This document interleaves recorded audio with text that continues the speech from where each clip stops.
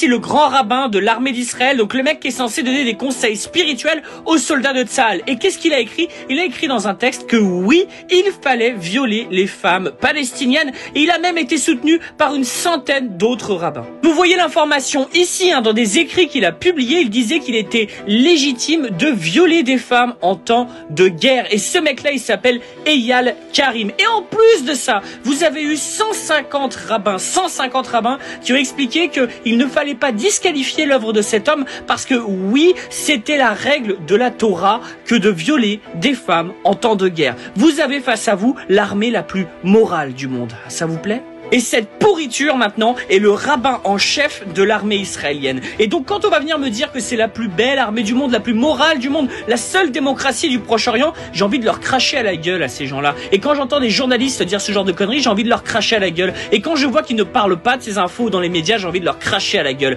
Et si vous aussi vous êtes très énervé par cette situation, soutenez-moi parce que moi j'essaye de faire ce travail de réinformation. Vous mettez un like, vous partagez et moi ça m'aide et ça m'encourage à continuer parce qu'il faut diffuser la vérité, la bonne parole sur ce qui est en train de se passer réellement en Israël et en Palestine. Enfin dans l'entité sioniste quoi, vous m'aurez compris.